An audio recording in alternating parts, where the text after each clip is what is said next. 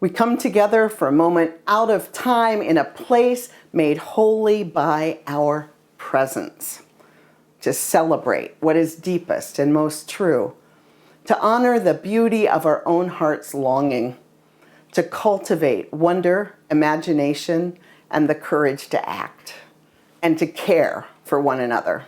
Please light your chalice. Our common chalice is now lit.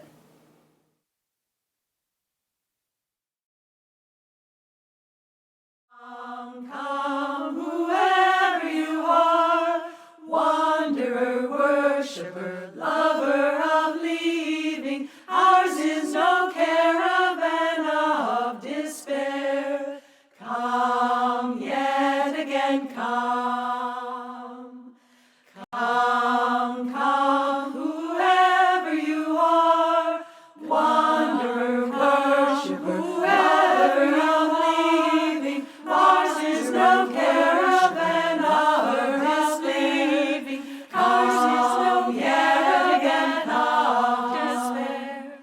Come, whoever you are, wanderer, worshiper, lover of leaving, ours is no caravan of disbelieving, wanderer, worshiper, lover of leaving, ours is no caravan of despair. Come, yet again, lover of leaving, ours is no caravan, whoever is leaving, ours is no caravan, whoever is leaving, ours is no caravan, lover of leaving, ours is no caravan of despair.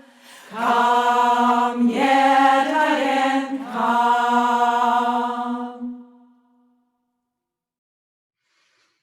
Welcome. Welcome to this holy place, a place made holy by your attention, by your breath, by your willingness to be whole when you are here. Welcome. Welcome no matter who you are. Welcome to new people and folks who come here regularly. Welcome to those who come longing for a word of comfort and those who come looking for the revolution. Welcome to people with all kinds of names for what is holy and sacred, and people who don't even want to think about such concepts. You are welcome here. I'm so glad you're here, and so come, let us worship together.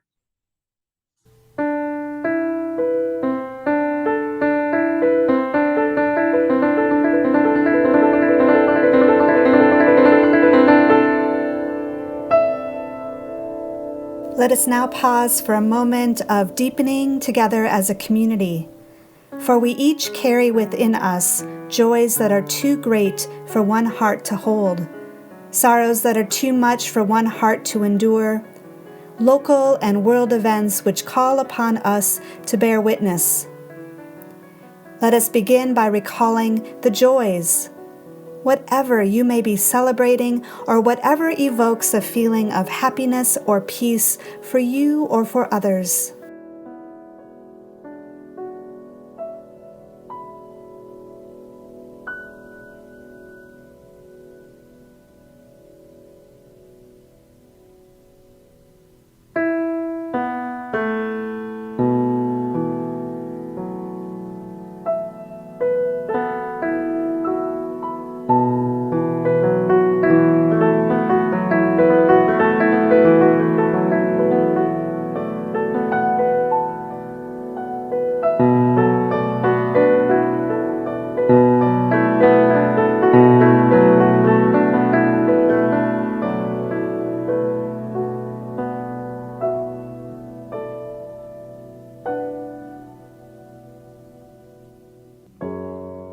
Now let us recall our concerns and sorrows, whatever you or the world may be holding that is in need of our healing and caring thoughts.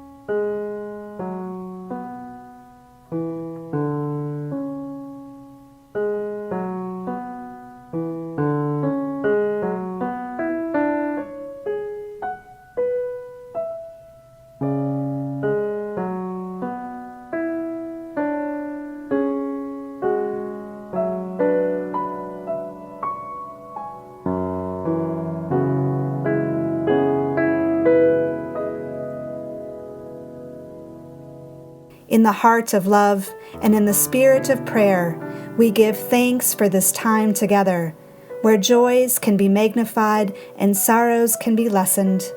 Blessed be.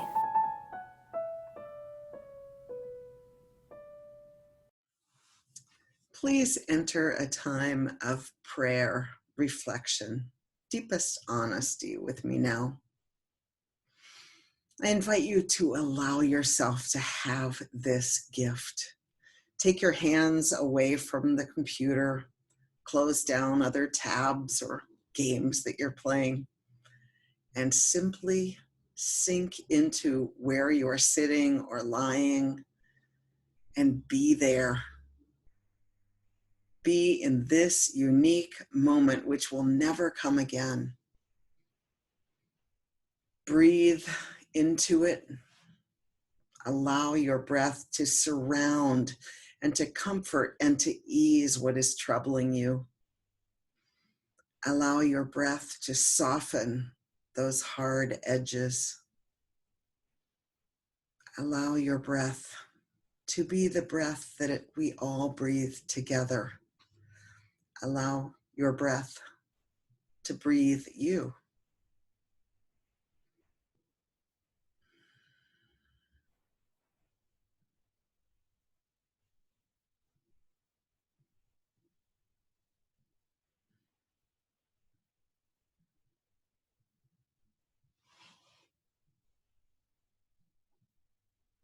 As we live in these times, as we fight our good fights, as we love our good love, may we always savor that one breath away. There is this ease. There is this relief for each of us.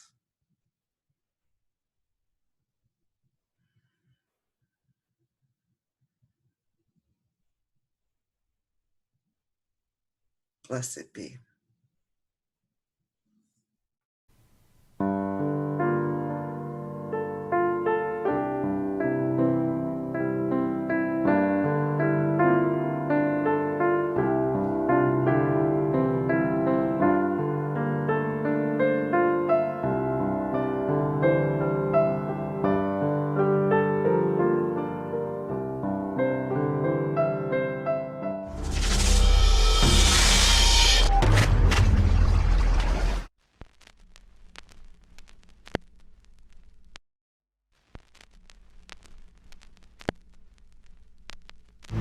Sometimes change is really gradual and things move forward in very predictable ways. And sometimes, like now, change can be sudden and disorientating. How do I cope? How do I make sure that my community has the ability to get by in times of abrupt change? And is a brilliant place to live? How do I know whether my community is resilient or not? Many communities are naturally resilient. After all, they have survived many changes down the generations. But in recent decades, we have become over-dependent on a model of economic growth and cheap fossil fuels. This era is now coming to an end, and we need to prepare ourselves to avoid breakdown. The idea we can bounce back to something approximating normal doesn't work well in this new context. Instead, we need to make a step change to break through to significantly greater levels of resilience. A breakthrough community anticipates and responds to shocks through coordinated, collective actions toward a commonly agreed vision of a better future. Community resilience is about finding a positive way to face change together. It is about building on a community's strengths and realizing that people are the greatest asset a place has. It is about building social capital, the glue that holds communities together. Bonding capital is about feeling a shared sense of belonging in a place. It's our closest friendships with the people who we know will be there no matter what happens. Bridging capital is about connecting with others across the community, making sure that everyone's skills, talents and perspectives are available in the effort of building resilience. Linking capital is about connecting with other communities and sources of support. Places with strong linking capital are confident that they can call on outside help when it's really needed.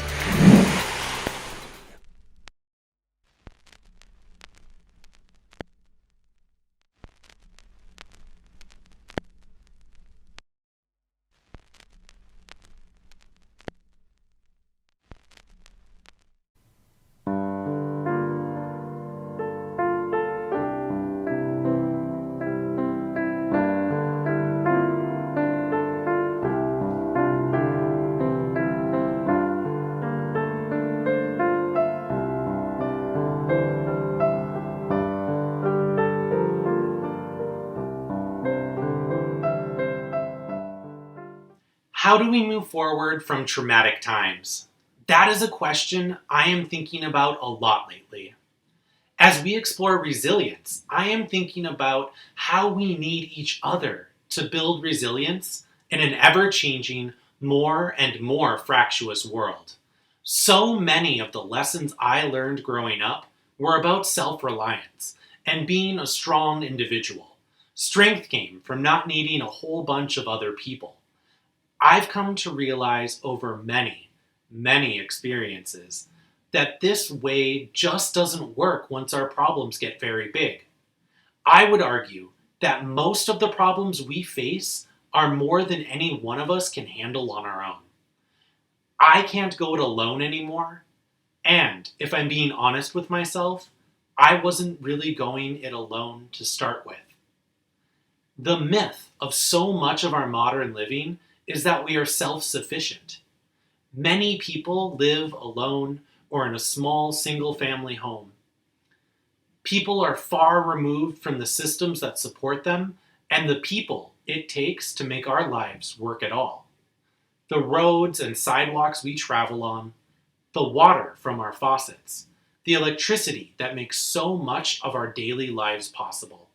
All of these things rely on thousands and thousands of people we don't see making things happen behind the scenes. We go to the grocery store and buy the food we need for a day, a week, or longer at a time. It feels like we are doing it ourselves. I go to the store. I pick up the items. I pay for them, bring them home, and then make a meal.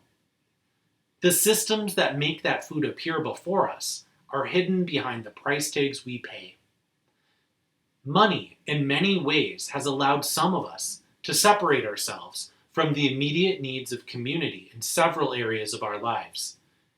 We might not know our neighbors at all. We might travel far from home to work each day with people we might or might not like, but we definitely wouldn't call to help us in a crisis.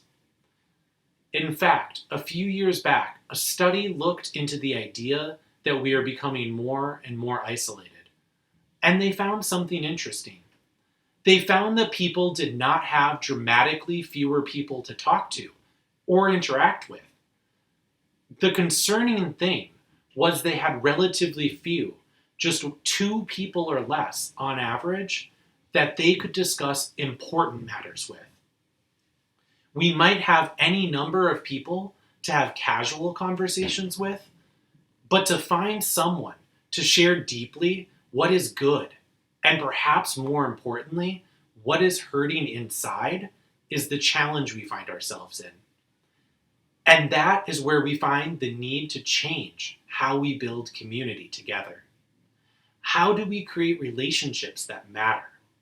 Those people in our lives that are not transactional, but instead are mutually life-giving and who we would miss in a deep way if they were gone from our daily lives. And they might miss us if we were gone. The concept I'd like to see us incorporate into our daily lives is the idea of community resiliency. There are 3 main levels to developing relationships that make our communities and each of us within them more resilient. The first is to make lasting relationships with the people around you, to grow that sense of belonging of everyone involved. This takes time, but it is the core to creating a sense of community that can recover from trauma. I see this as the family level of community. The 2 to 6 people that you can call on when times are hardest. They might be your born or chosen family. If you lost your home or had a major medical crisis, who could you turn to? And who could turn to you in a similar situation? You can't help hundreds of people with major crises, but you could perhaps help a handful.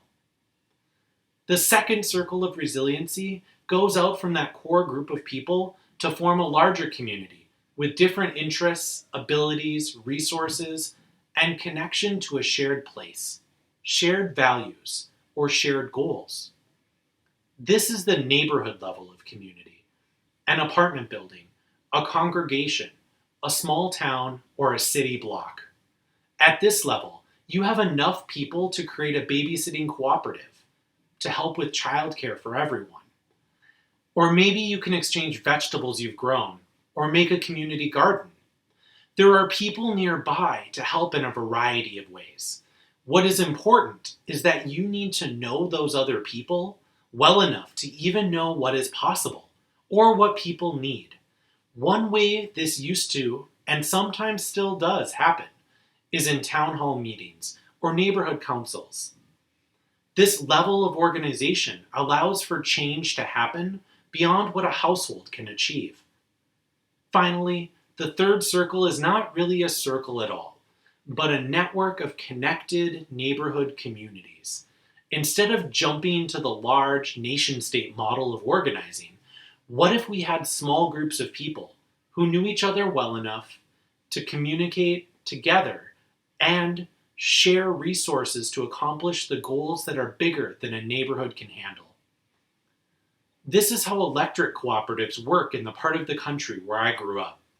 Each town didn't have the resources to build their own power plant, but a group of towns together did.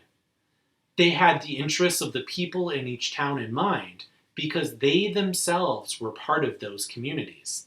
There wasn't an interest in extracting as much money as possible, but instead centered the goal of providing for the needs of everyone at the lowest cost. Another way to think of this is in how we come together as Unitarian Universalists. What if our Unitarian Universalist Association had deeper covenantal connections between the congregations that make it up? And those congregations were made of small groups of people who knew each other well, to the point where every single person who was a member felt they belonged at every level all the way up. Those 5 people in their small group would know if someone didn't show up and be the people to reach out to in times of crisis. Beyond things like worship and having a group of people that hold the same values as me, one of the things that I think I most wanted, most needed out of liberal religion, and just something I was searching for in my life, and when I was looking for Unitarian Universalism, were these small groups of people, this deep sense of belonging, and knowing that other people cared for me, cared about me. And I think that's really what we all want when we say we're searching for community. Yes, it's important to have a big group of people to help get things done. But that more human, more intimate reason for searching for a religion that holds all of us, our whole selves, is to belong deeply to something, to belong fully to something. I know that's what I was looking for the first time I stepped into a UU church, and that thing that I was probably looking for years before making that first step. I wanted to belong to other people, and I wanted them to know me. Each of those smaller circles would connect together to support the needs of the whole congregation. And each of those congregations would connect together to have an association that could span the country.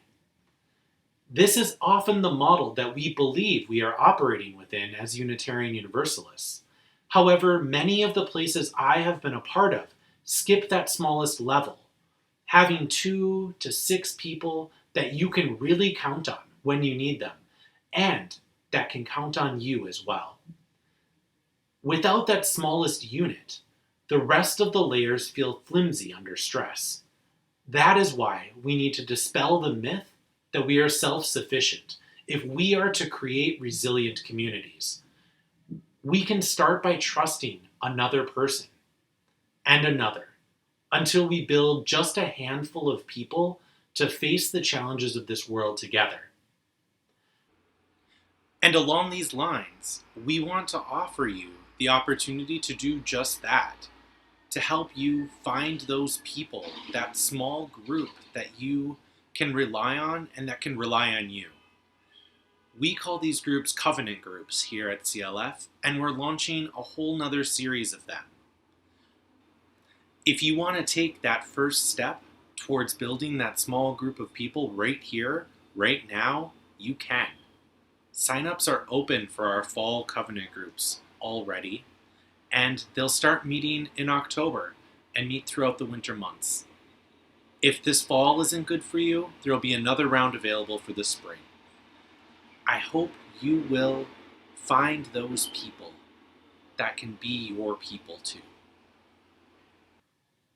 As is often quoted from Margaret Mead, never doubt that a small group of thoughtful, committed citizens can change the world. Indeed, it's the only thing that ever has.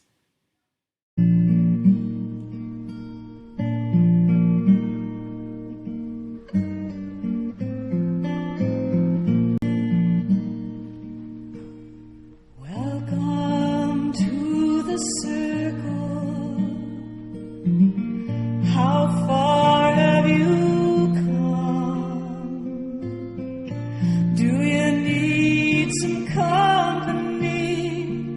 A candle and a song? Are you feeling weary, tired of being strong? Welcome to this circle. It's a place where you belong.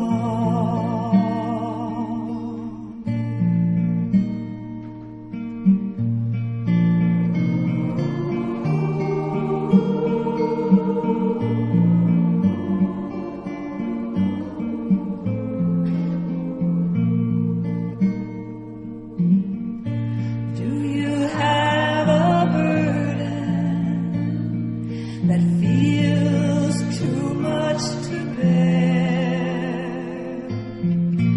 Do you have a bitterness you don't know how to share?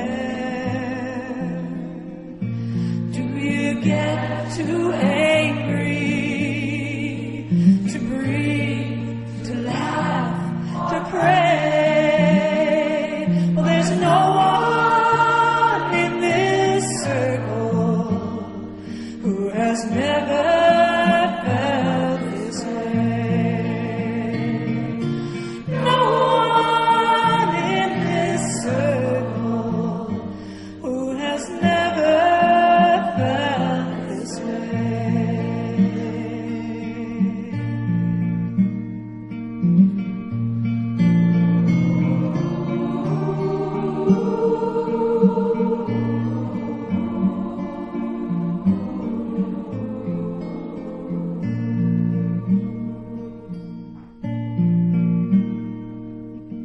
Welcome to this circle.